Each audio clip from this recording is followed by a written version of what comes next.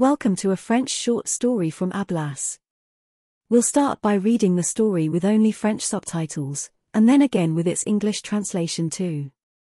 Finally, we'll cover some vocab that we found in the story. Follow along with the full story text on the Ablas website.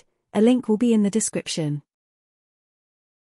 Let's start by reading the story with only French subtitles. Une nuit, je suis allé me promener avec ma femme. À la lumière des étoiles, je lui ai expliqué les signes du zodiaque, et lui ai montré Mars, vers laquelle tant de télescopes étaient braqués.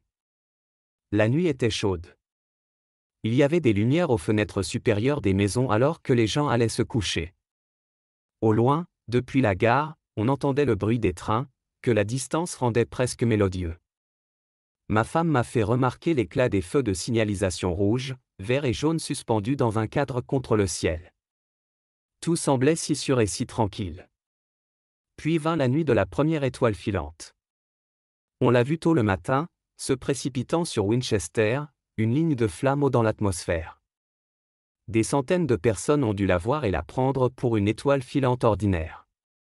Dénain, notre plus grande autorité en matière de météorites, a déclaré que la hauteur de sa première apparition était de 90 ou 100 miles.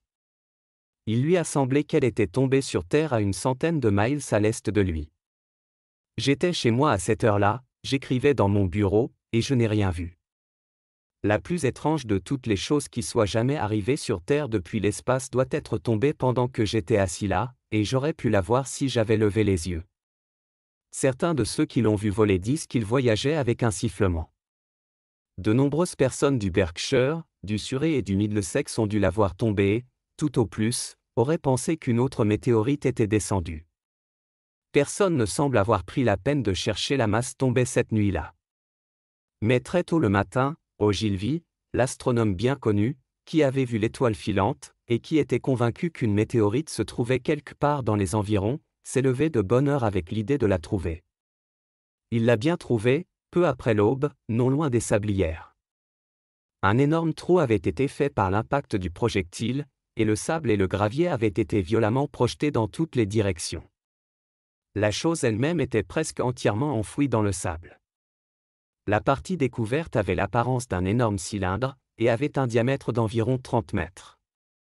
Il s'est approché de la masse, surpris par sa taille et plus encore par sa forme, car la plupart des météorites sont plus ou moins arrondies.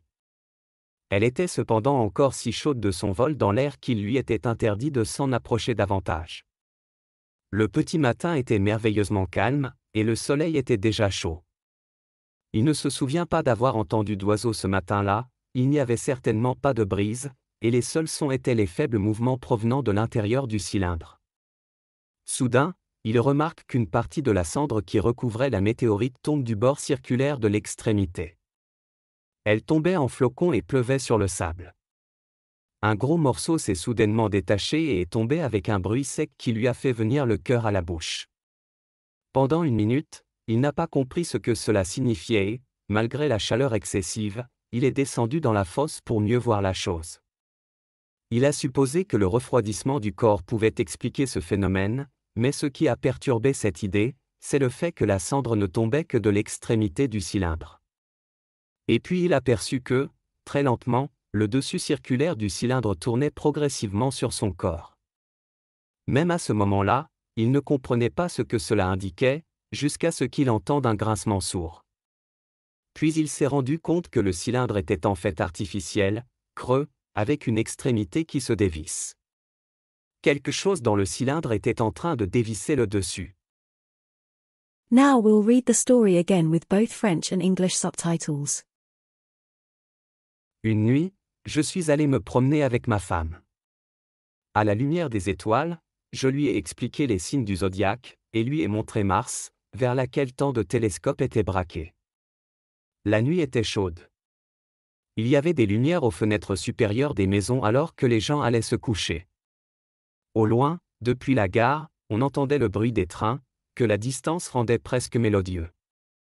Ma femme m'a fait remarquer l'éclat des feux de signalisation rouge, vert et jaune suspendus dans un cadre contre le ciel. Tout semblait si sûr et si tranquille. Puis vint la nuit de la première étoile filante. On l'a vu tôt le matin, se précipitant sur Winchester, une ligne de flamme dans l'atmosphère. Des centaines de personnes ont dû la voir et la prendre pour une étoile filante ordinaire. Denain, notre plus grande autorité en matière de météorites, a déclaré que la hauteur de sa première apparition était de 90 ou 100 miles. Il lui a semblé qu'elle était tombée sur Terre à une centaine de miles à l'est de lui. J'étais chez moi à cette heure-là, j'écrivais dans mon bureau, et je n'ai rien vu. La plus étrange de toutes les choses qui soient jamais arrivées sur Terre depuis l'espace doit être tombée pendant que j'étais assis là, et j'aurais pu la voir si j'avais levé les yeux. Certains de ceux qui l'ont vu voler disent qu'il voyageait avec un sifflement.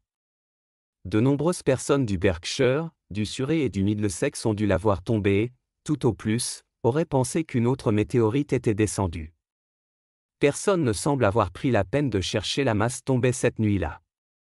Mais très tôt le matin, Ogilvy, l'astronome bien connu, qui avait vu l'étoile filante, et qui était convaincu qu'une météorite se trouvait quelque part dans les environs, s'est levé de bonne heure avec l'idée de la trouver. Il l'a bien trouvée, peu après l'aube, non loin des sablières. Un énorme trou avait été fait par l'impact du projectile, et le sable et le gravier avaient été violemment projetés dans toutes les directions. La chose elle-même était presque entièrement enfouie dans le sable. La partie découverte avait l'apparence d'un énorme cylindre, et avait un diamètre d'environ 30 mètres. Il s'est approché de la masse, surpris par sa taille et plus encore par sa forme, car la plupart des météorites sont plus ou moins arrondies.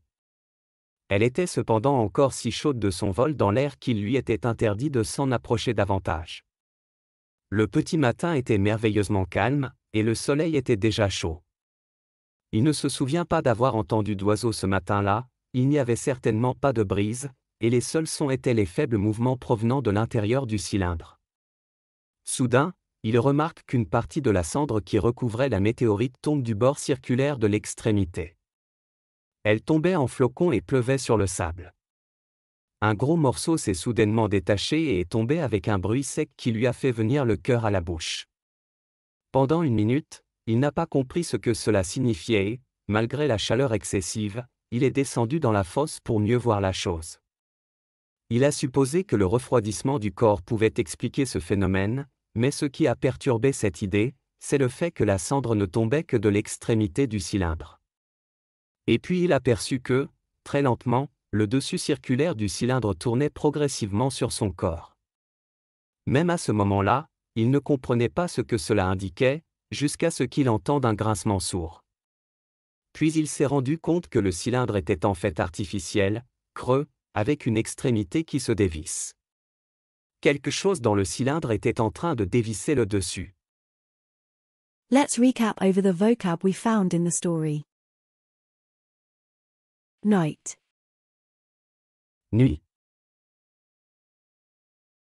star, étoile, atmosphere, atmosphère, cylinder. cylindre. Subscribe for more content like this, and check out the website for more language learning resources and fun games. Thanks for watching.